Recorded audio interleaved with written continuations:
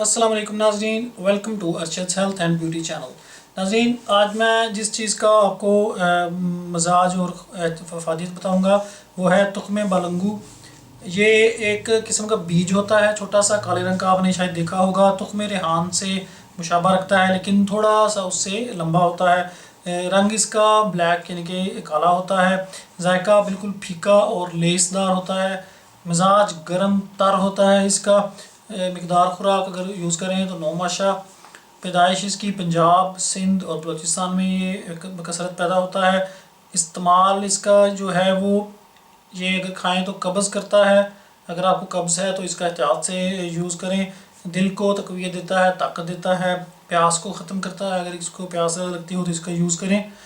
कब्ज़ होने यानी कि कब्ज़ पैदा करने की वजह से इसको पेचिश और जो मरोड़ वगैरह पेट में उठते हैं उनके लिए यूज़ किया जाता है। ये तो उनको ख़त्म करता है और खूनी दस्तों के लिए बहुत बेहतरीन चीज़ है, उनको भी रोकता है।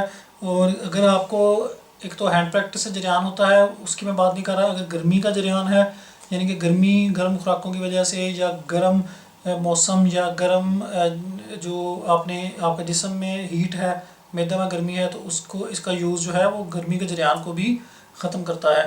तो ये मेरी आज की वीडियो थी, उम्मीद है आपको पसंद आई होगी। नेक्स्ट वीडियो तक के लिए मुझे इजाज़त दें। अल्लाह हाफिज़।